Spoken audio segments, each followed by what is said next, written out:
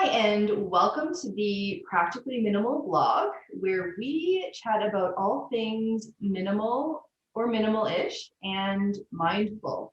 So today we have a super special guest that I'm really excited to chat with.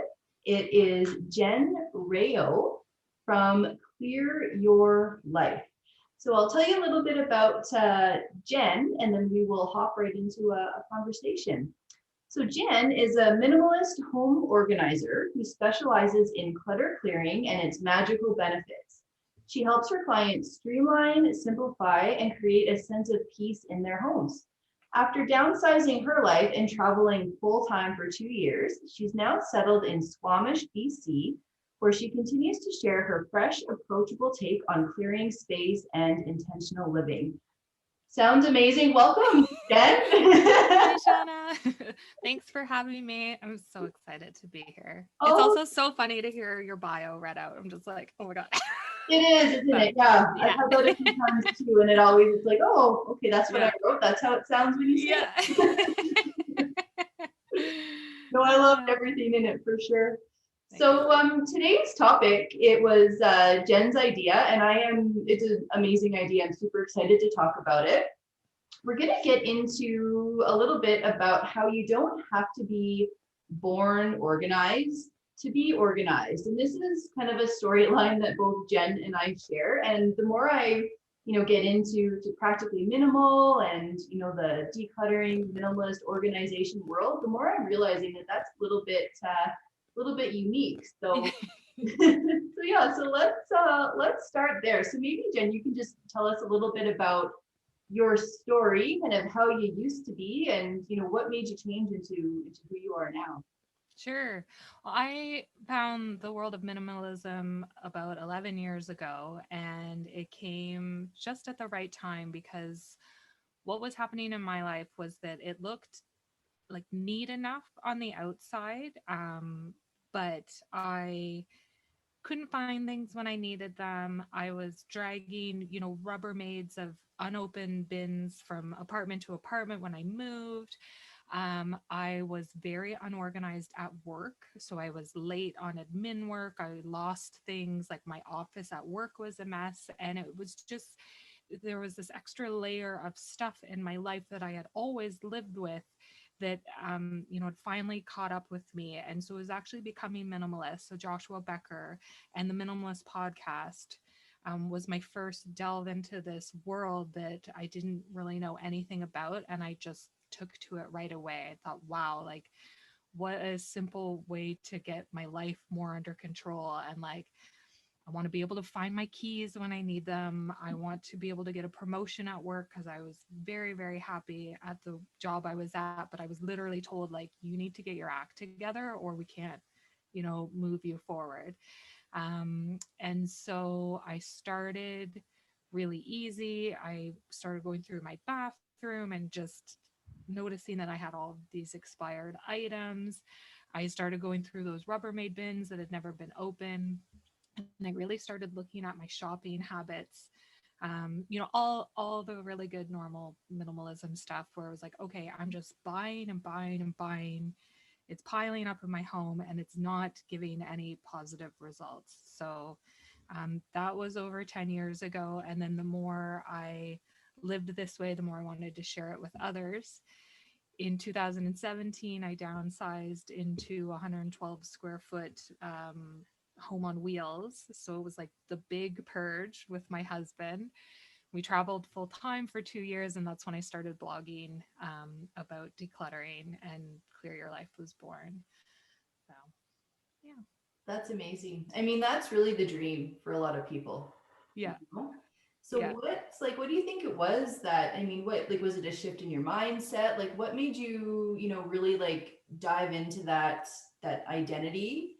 Or was it a quick process? Like, what did the process of, like, as far as your mindset goes, like, what did that Mhm. look like for you? Because I mean, I, that's a major change. yeah.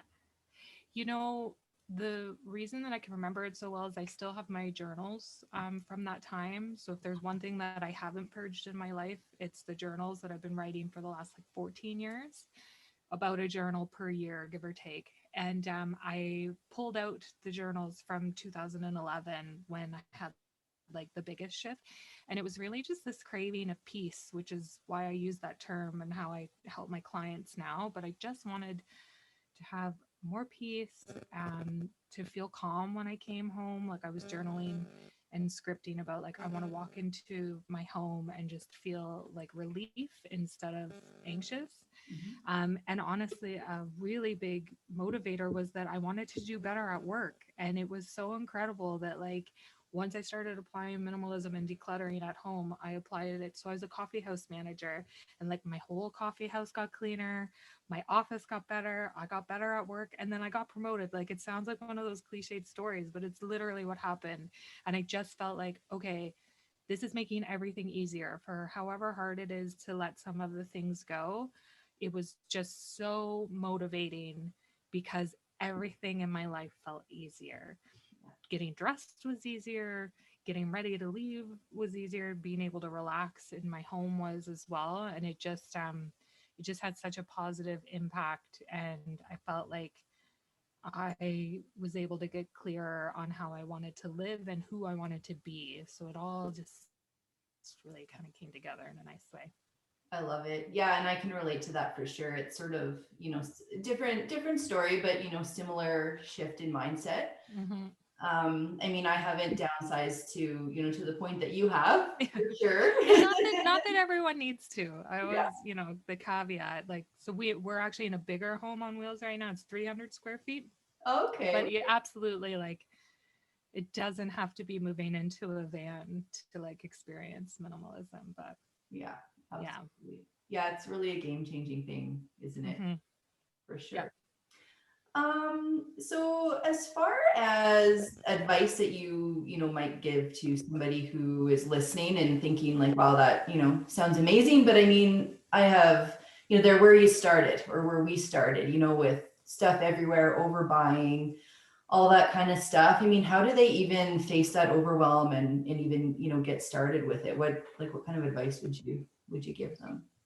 Well, I really like people to understand that before you even start with the physical process of decluttering, like you need to believe that you can do it. You need to.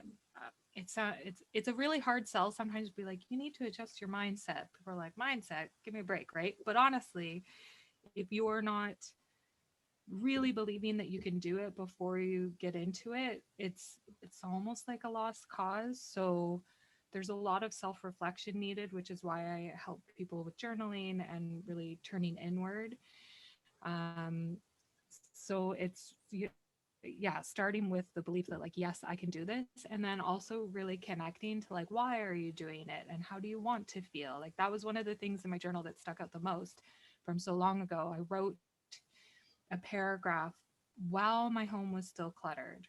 And it said, I love walking into a peaceful, uncluttered environment. I look around, I let out a sigh of relief, and it just feels so good. So I was writing things like that before I had even started decluttering. And Right. I think that that step can get skipped sometimes. Like we just want to dive in and like, you think if you fill a box full of things, then like you've done it, and that kind of keeps the cycle going. But it can be overwhelming. So getting your mindset right will help quite a bit. And then starting small, we put this pressure on ourselves. And I think that, there is some marketing out there that's like, um, declutter your whole house in 1 weekend or in 2 weeks, like declutter your whole life in 2 weeks. And I'm Yeah. just like, and I get like everyone has their own methods, but if hearing that just makes you shrink down and be like, oh my god, I could never do that, like you don't have to do that, right? Like I started with the cupboards under my bathroom vanity, and I think you and I share that sort of process where you're just choosing small areas and making small gradual changes, and then you start to feel better, and then it's Yeah. like the snowball effect. And Yeah. um, it's motivation to keep going. So Yeah, no, that's exactly it for me. I mean, I basically just got tired of my own BS, which was like my biggest issue was my closet. right. I mean, I'll say I was addicted to, buying clothes. Yep. And that caught up with me in a few different ways, but my closet was like the most like obvious in Mm-hmm. my face, kind of affecting my life way. So Mm-hmm. just dealing with that, feeling the results of it, made me want to, like, again, like just like you said, snowball and get into, the other areas in my home. And then eventually, like, my whole mindset shifted. I wasn't quite as deliberate about it as you. I mean, I'm a little jealous that you've got journals to look back at. I'm a Yeah. very like, I do journal, but it's mostly when I have like something specific that I want to work on. Mm. So I'm not a consistent journaler. I'm more of like when I have, something I really want to look at, I'll do some journaling about it for a little while, and then I put it away, and then I'll pull it out again. So can we talk? We weren't really planning to talk about journaling, but if you Yeah. don't mind, can we kind Sure. of shift into that a little bit? Because I'm really interested in learning some more about that too. So is that Yeah. something that you've always done, or? Um, for 14 years, I've been fairly consistent with it. Right. So, like at the beginning of my adulthood, yes, but not any younger than that. Um, it's really interesting to talk about journal writing when it comes to decluttering because it's a daily habit, and the more that you can bring healthy daily habits that have positive impact on your life into your life, the more well, you just wrote a blog about habit stacking, right? So Yeah. if you can get into the habit of connecting with yourself in a quiet way and journaling every day, and it again, it doesn't have to be perfect. And you and I also share that, like, none of this needs to be, none of this will be perfect. No. So I think perfection holds people back sometimes, right? Yeah. um, but what I love with journaling is a tactic called scripting. So it's where you write as though something has already happened. You write it in the present tense as though whatever you desire has already come true, but it hasn't yet. And I've been using scripting throughout my whole journal writing career, and every single thing that I've scripted's come true. And Okay. I really think one of the earliest things was writing about, like, oh, I walk into my home, it's so peaceful, it feels so good. And when you write that and you go back into your journals and you read it again, you're like, you're bringing up those emotions and you're setting your like the unspoken pieces of the universe into motion to help guide you to where you're going. Because if you don't know where you're going, you can't get there. And that's what to me, journaling is like mapping it out. Oh, I love it. It kind of sounds similar to like affirmations, and Mm-hmm. that's something that I definitely do consistently. I love Yeah. affirmations, but kind of applying that principle to journaling, I love Yep. it. Yeah. Yeah. Yeah, maybe that, because I do have I kind of find that through meditation. So that's something that, like, that's really stuck with me as far as, in a habit or Yep. routine to meditate every day. Some days it's only for 5 minutes, some days it's for 30 minutes. It just Yep. kind of depends. But maybe I'll give journaling a try and habit stack that on to my to my meditation and see if I can I Yeah. don't know if for 14 years, but I can certainly Yeah. give it a Well, shot. when I teach people about journaling, I always recommend like having a gratitude list so that even if you're just opening your journal to write one thing you're grateful for, like that counts, like you Right, journaled for the day. But often, and it's like exercise too, right? If you exercise for 5 minutes, chances are you're going to feel really good and do it a bit longer. But right. it's just those little choices and giving yourself a break, putting less pressure on yourself will often allow you to show up and do the things that you really wanted to do. That's So, awesome. Yeah, so you can yeah. start small with anything really, not just decluttering, but in Oh, any absolutely. habit you want to build or Yeah. Well, I mean, it's like if you wanted to build a business, you'd be like, okay, I'm going to sit down this weekend and I'm going to build a business. Like, no, right. there's like 100 steps involved or more. Like, I'm going to write a book. I'm just going to sit down this weekend and write a book. Well, no, like everything in life is full of small steps, and decluttering is no different.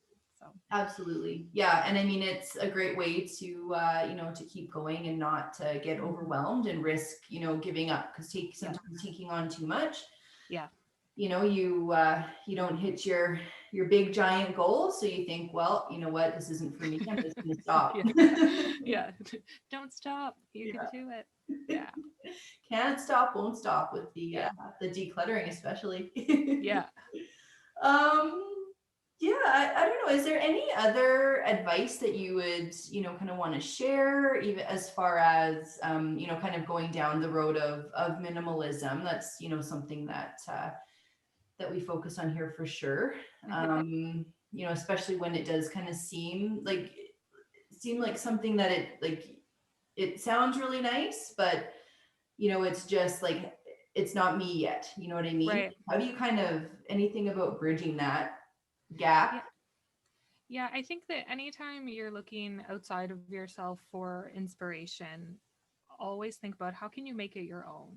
So like I started reading Becoming Minimalist and listening to the Minimalist podcast.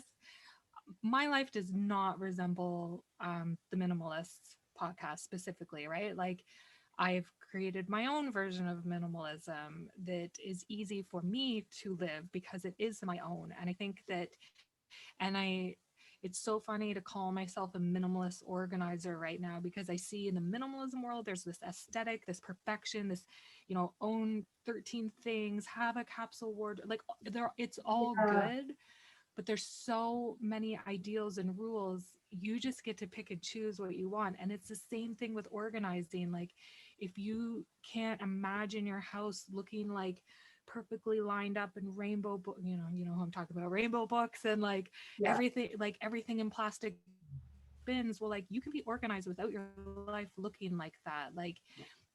That's the fun of all of this. Like get rid of the things that you don't like and start to build your own life, and how does it look for you.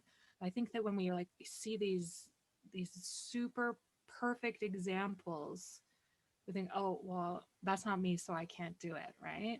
yeah, exactly. I love how you said that. Yeah, because I think the same thing. A lot of it comes down to like numbers, like the amount people sometimes think like to be a minimalist, I have to have like under this like exact number of things. Yeah, So you start counting things, which I don't yeah, think is necessary at all. yeah. And then like the aesthetic, like you said as well. I mean, it doesn't have to be, a stark room that's, with nothing in it. I mean, if Mhm.